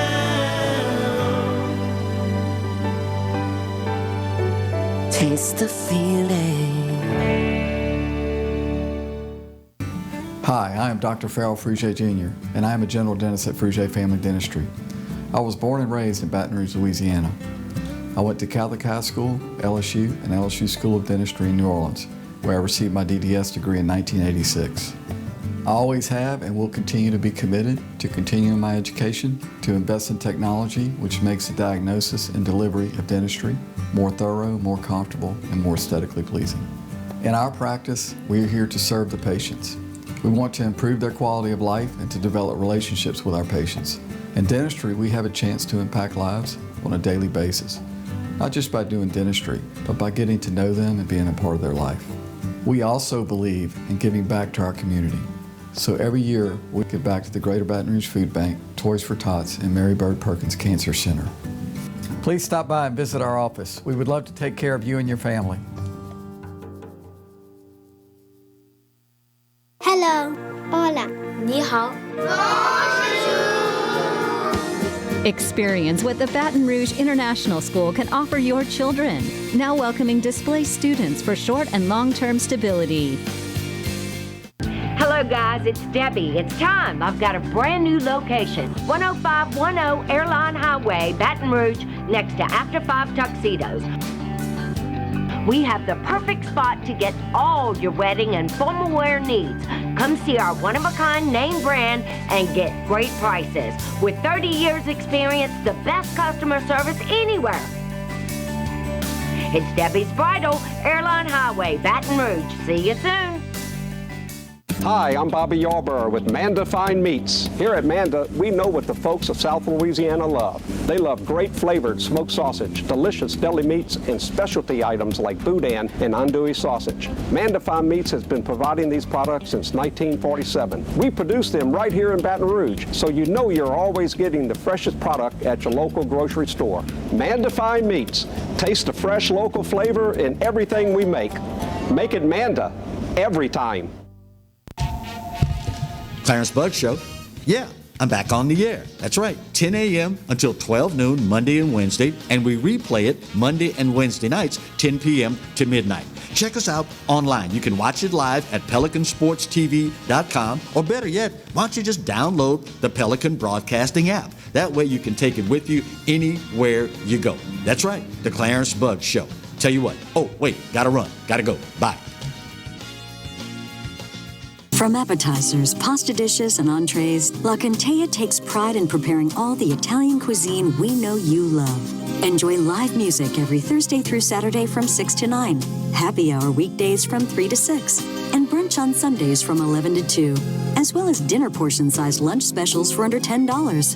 Visit our website to view our menu and book a party or meeting in our large banquet room. Once you try La Cantea, your Italian dining will change forever.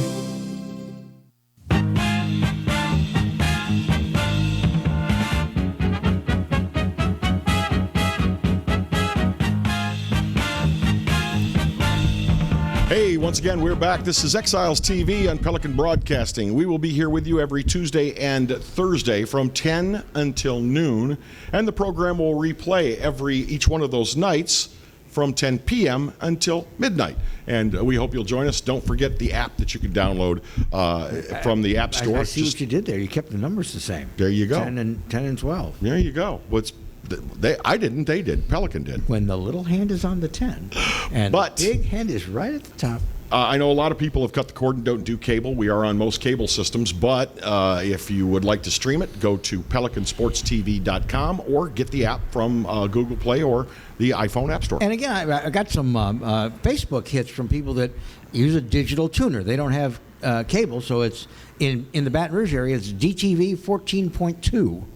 And if you happen to still have an old school TV antenna, it's Channel 11. Channel 11, God.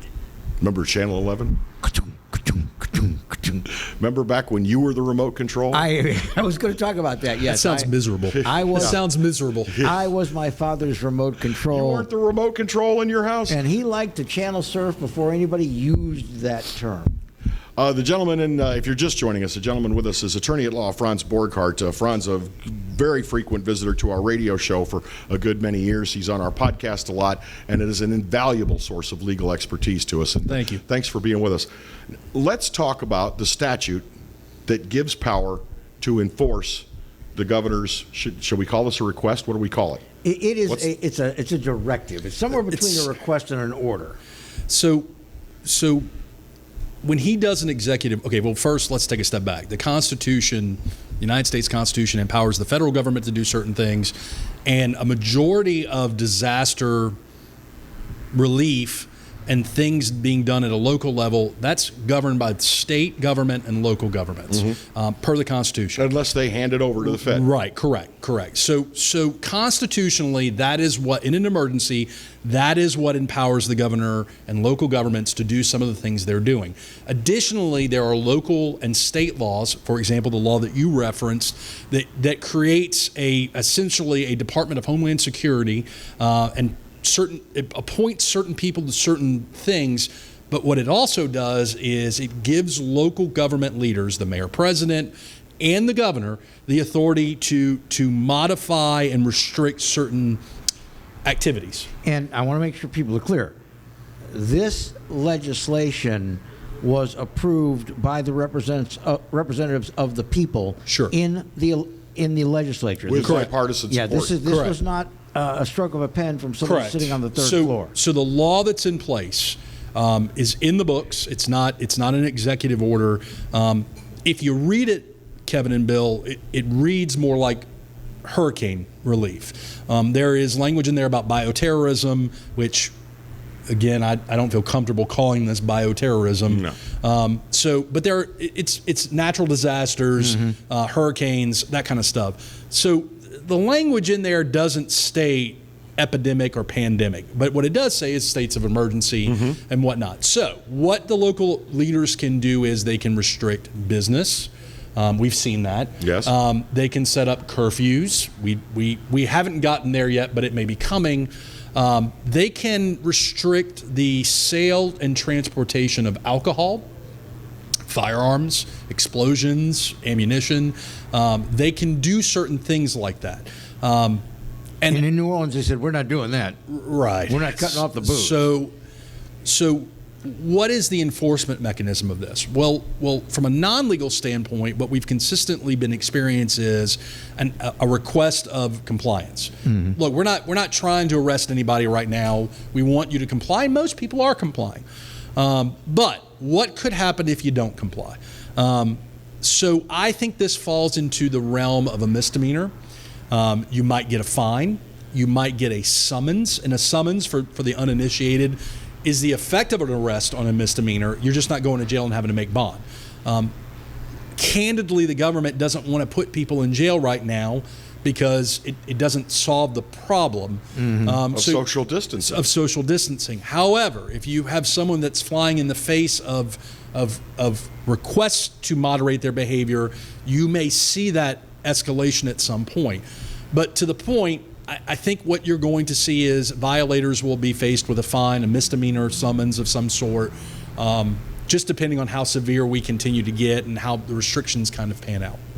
Well, and again, in the case of where it is a large gathering and you might have some people who are fueled by the spirit or fueled by spirits, and the police come to disperse them, and somebody gets a little horsey and takes a swing or runs or yells one too many invectives at an officer, then they're going to get hooked up. Correct. And I think what's important here is a lot of folks are questioning the constitutionality of all these laws and these restrictions of rights. As a criminal defense attorney, I'm always the first to say, I want to win the war.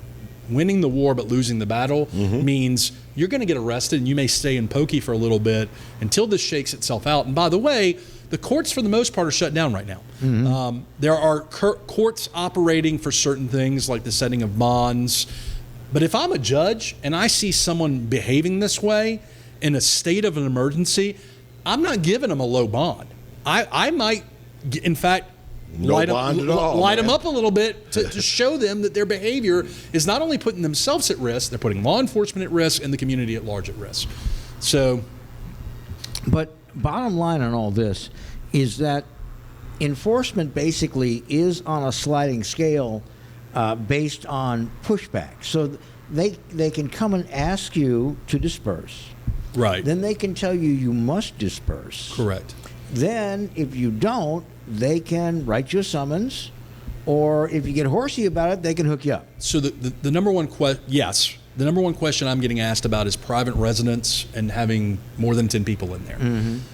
I don't think that that's going to be an issue because, candidly, families are congregating together. Yes. So I don't think that's the issue. I think what the issue is what you don't want to have happen is create a scenario like in Kentucky where the police decided to quarantine a household to mandate the lack of spread of the virus. Mm-hmm. So your household, and this is the beauty of this. The beauty of this stay-home order is unlike a hurricane or a flood where there has to be an evacuation, Mm-hmm. your home can be your castle. Mm-hmm. And so, and if you look at the language of the statute, by the way, Bill, there's a lot of language about evacuation and moving people from point A to point, B.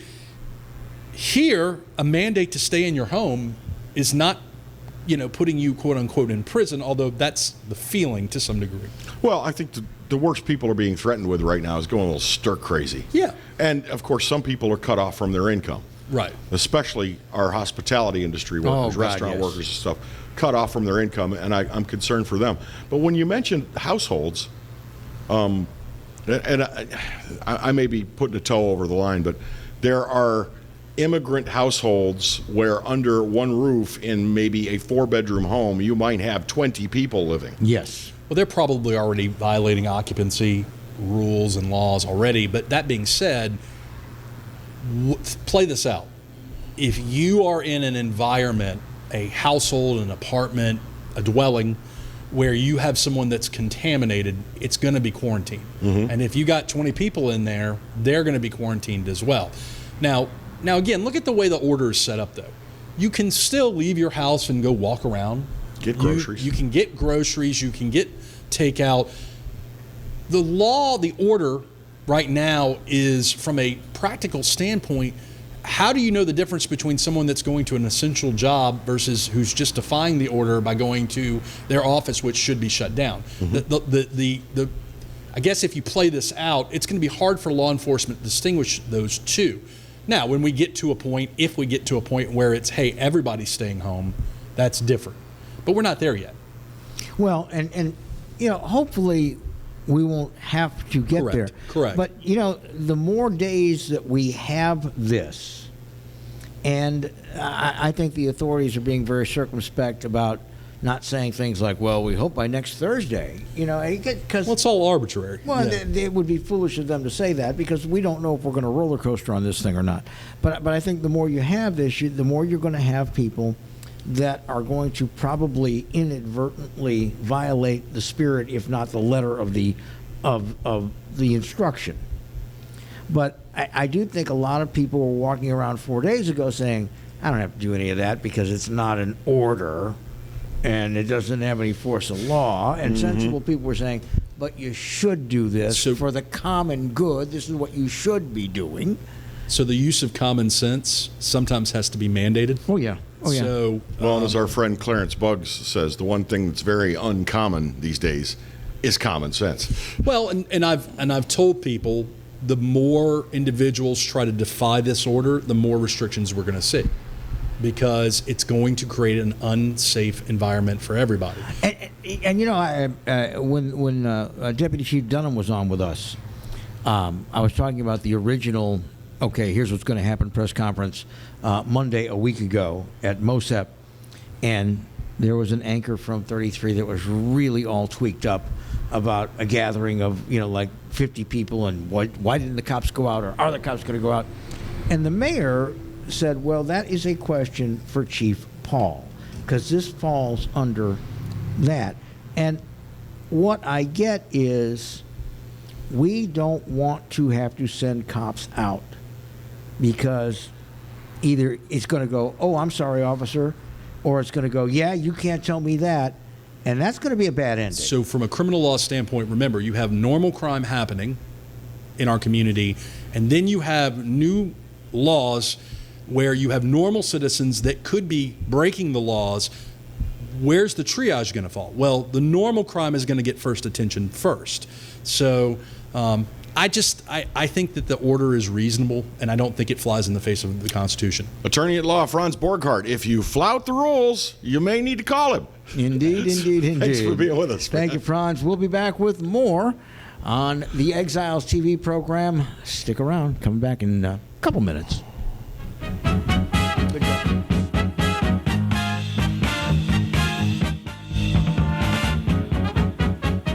Bolello's Furniture and Appliances, your dependable independent.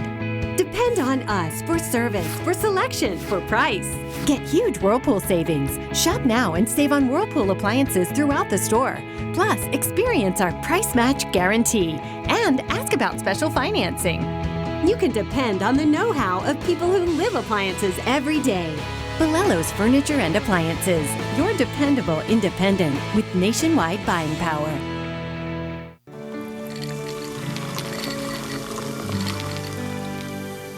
No one can stop me when I taste the feeling. Nothing could ever bring me down. Nothing could ever bring me down. Taste the feeling. Live and play on the fairway at Greystone Golf and Country Club, a serene, challenging golf destination located in Denham Springs. For tee times and membership opportunities, go to greystonecountryclub.com. For Total Home Pest Control, who are you going to call? Call the Bug Man, 923-BUGS. For total pest control for your home or business, call the original Salvat. Call the Bug Man today, 923-BUGS.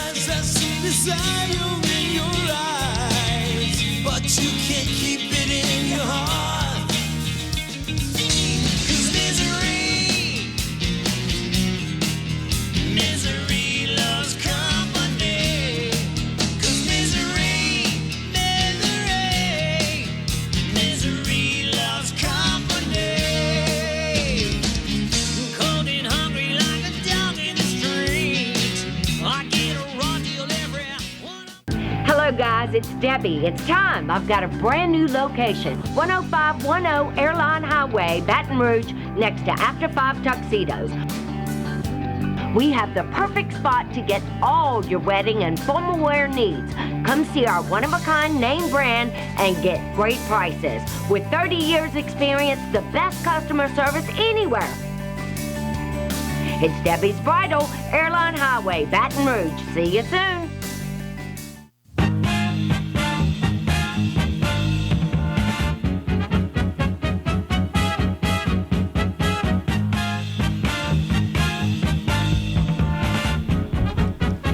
Back to the Exiles TV program, coming to you from Baton Rouge, but we're heard all over South Louisiana, and glad to have you with us this morning. 225-831-1029. If you've got a comment or a question, we would love to hear from you as we continue this morning. We have the sixth death here in East Baton Rouge Parish.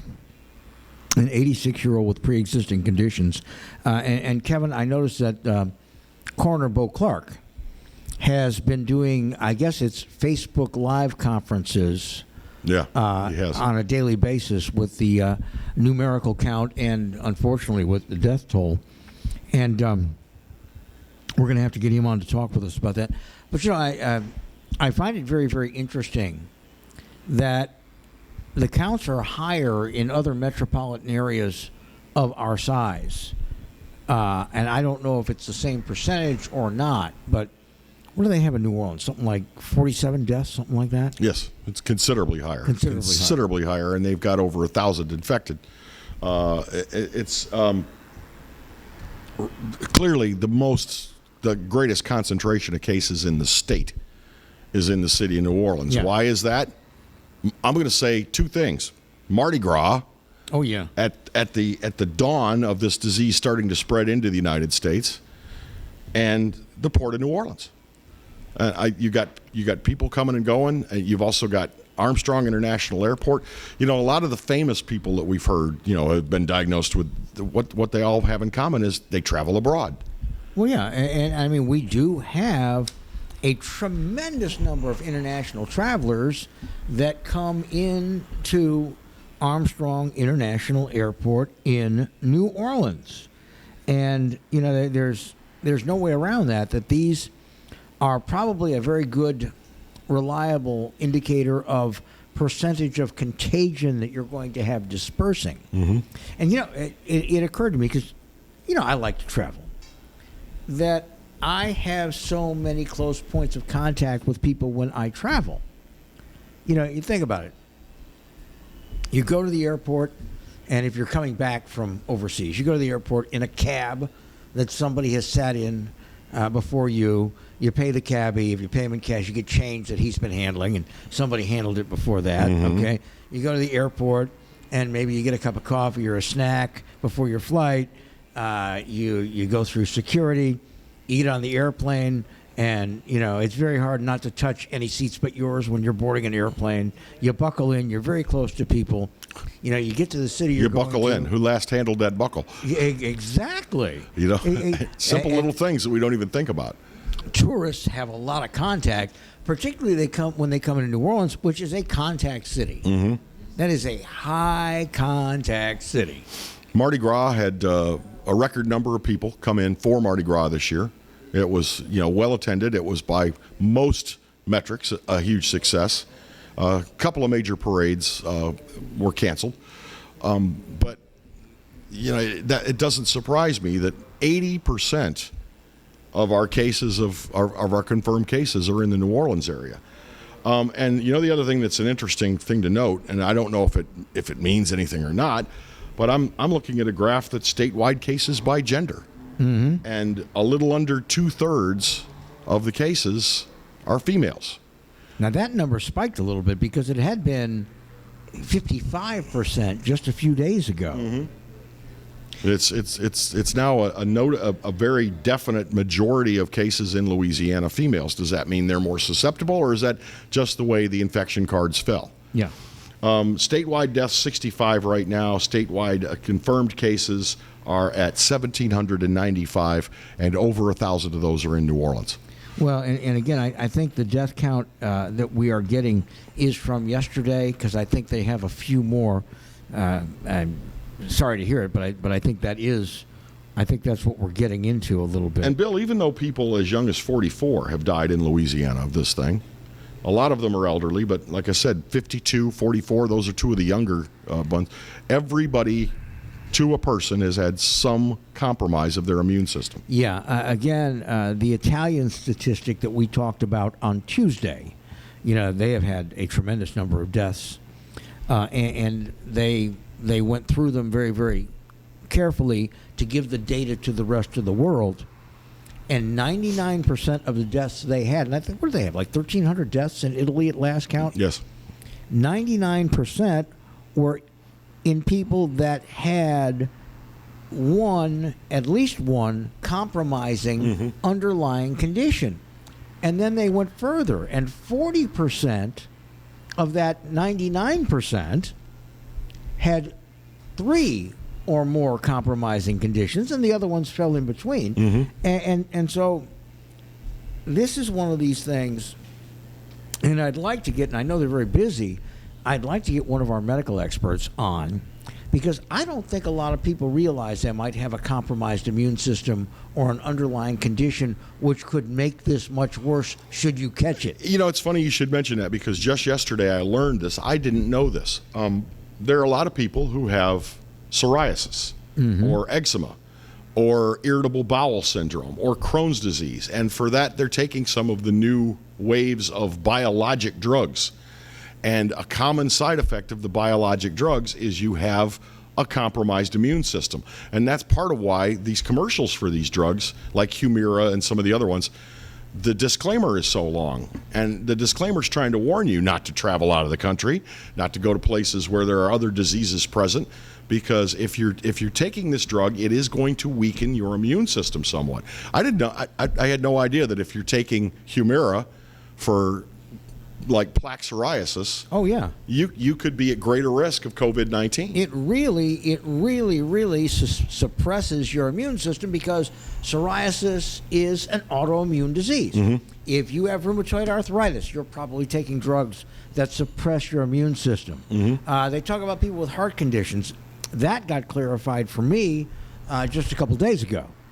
If you had a heart attack, for example, and your treatment included bypass surgery or a stent, you do not have an underlying heart disease.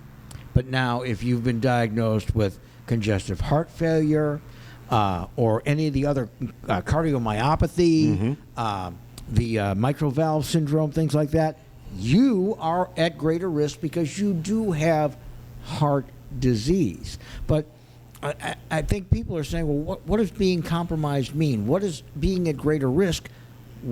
Give me the words. I have blue eyes. Does that mean I'm at greater risk? And I do think that health professionals, because they've been so busy fielding all these other things, the media health professionals, think that people's individual physicians are filling them in.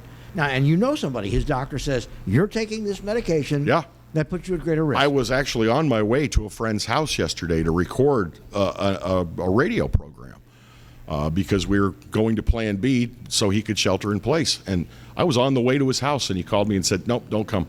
He says, I just remembered the doctor told me that, I have a compromised immune system. Don't have strangers in the house. Keep the house as pristine as possible by not letting other people in. You don't know. I could have it. I could be asymptomatic and spread. I don't really think so. None of the classic exposure profiles. I haven't been out of the country. I haven't been around people who have been out of the country except you. Now, I was out of the country so long ago. It's been a long time since Bill left the country. And I was wearing, face paint and a beret, and I had a carbine, so it doesn't matter. But yeah, I mean, we're just finding that.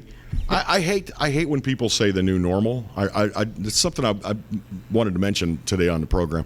I really don't like the new normal. This is not normal. We shouldn't accept it as normal. We should do whatever is required of us to get back to normal. But don't say this is the new normal. I don't want to live in a world where we have to stay 10 feet apart and I can't go to the movies. I find it very interesting. And when we get, and our medical people, Kevin and I work with a bunch of medical people regularly. They are so busy with this. But when we get one of them on with us to talk about what is really a condition where you're at risk, or not, we're also going to talk about, now they're studying very intently, is do you have an immunity once you've had it, even if you didn't have big bad symptoms?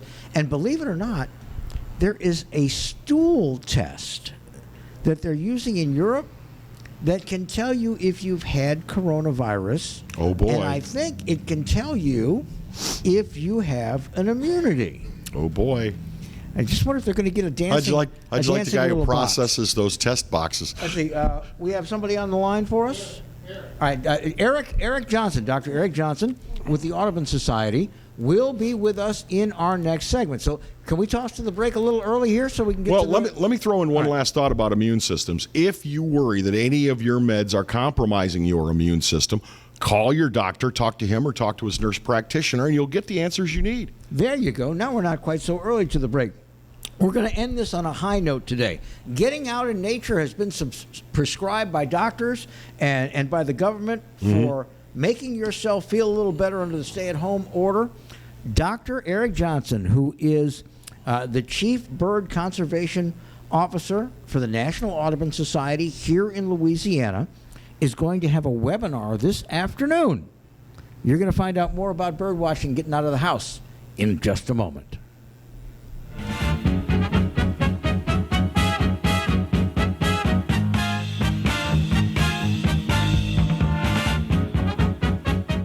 For total home pest control, who are you going to call? Call the Bug Man, 923-BUGS. For total pest control for your home or business, call the original Salvant. Call the Bug Man today, 923-BUGS. Hi, I am Dr. Farrell Frugier Jr., and I am a general dentist at Frugier Family Dentistry. I was born and raised in Baton Rouge, Louisiana. I went to Catholic High School, LSU, and LSU School of Dentistry in New Orleans, where I received my DDS degree in 1986. I always have and will continue to be committed to continuing my education, to invest in technology which makes the diagnosis and delivery of dentistry more thorough, more comfortable, and more aesthetically pleasing. In our practice, we are here to serve the patients. We want to improve their quality of life and to develop relationships with our patients. In dentistry, we have a chance to impact lives on a daily basis, not just by doing dentistry, but by getting to know them and being a part of their life. We also believe in giving back to our community. So every year, we give back to the Greater Baton Rouge Food Bank, Toys for Tots, and Mary Bird Perkins Cancer Center. Please stop by and visit our office. We would love to take care of you and your family. Hello guys, it's Debbie. It's time. I've got a brand new location. 10510 Airline Highway, Baton Rouge, next to After 5 Tuxedos. We have the perfect spot to get all your wedding and formal wear needs. Come see our one-of-a-kind name brand and get great prices. With 30 years experience, the best customer service anywhere. It's Debbie's Bridal, Airline Highway, Baton Rouge. See you soon. Clarence Bud Show. Yeah, I'm back on the air. That's right, 10 a.m. until 12 noon, Monday and Wednesday, and we replay it Monday and Wednesday nights, 10 p.m. to midnight. Check us out online. You can watch it live at PelicanSportsTV.com, or better yet, why don't you just download the Pelican Broadcasting app? That way you can take it with you anywhere you go. That's right, the Clarence Bud Show. Tell you what, oh, wait, gotta run, gotta go, bye.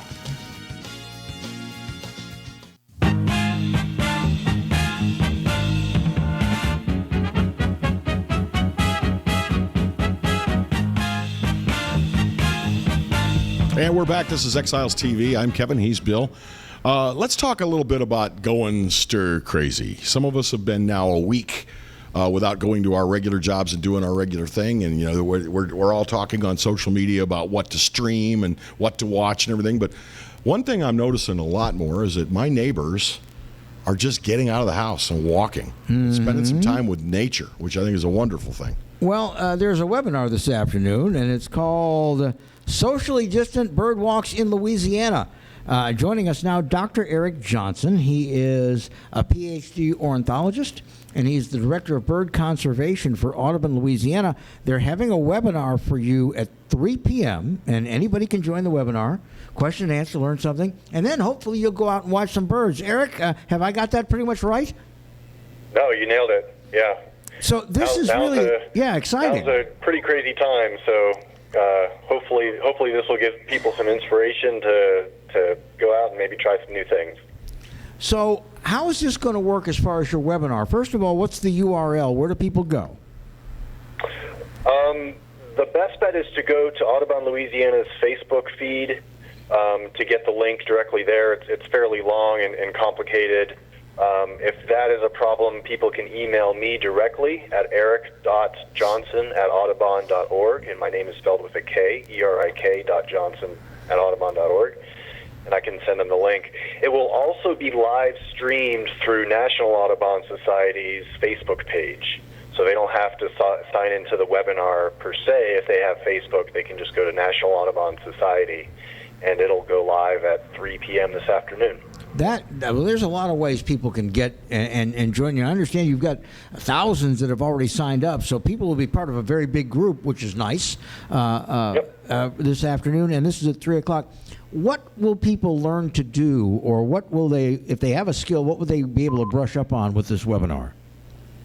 Yeah, so what I'm hoping to show today and describe is what's going on in people's backyards right now and what they can experience and what they can see. So coastal Louisiana and the Gulf Coast in general is starting to experience the spring bird migration. Mm-hmm. So right now, millions of birds are traveling from the tropics and heading back to their nesting grounds throughout the United States and Canada. And many pass right through Louisiana, and they can show up anywhere at this time of year. So anybody, can go walking around their neighborhood or their backyard or their favorite local park and have the opportunity to see these birds. And so I'm going to talk a little bit about this afternoon about how to do that, what kind of things you might expect, and how to get started. My neighborhood in particular is bird crazy. I mean, we've got cardinals, we've got blue jays, we've got black-capped chickadees, we got tufted titmice, we got sparrows by the thousands. We also have a lot of raptors, and I wanted to ask you about that. I've apparently got a breeding pair of something big.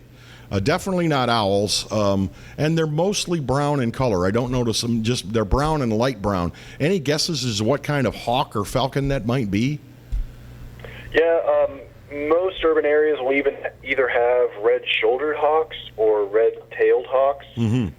Hawk identification is actually fairly challenging. It has a lot to do with the shape and where the streaks are and things like that. So they're not necessarily straightforward to identify, but those are the two that you can expect to find.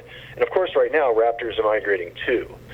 So things like broad-winged hawk are moving through the region. Mm-hmm. Mississippi kites are coming back. Swallow-tailed kites are moving through. So there's a whole variety of raptors that are coming through right now too, just like the little songbirds. Eric, is there any chance that people who live very close to the coast might witness a fallout in the near future?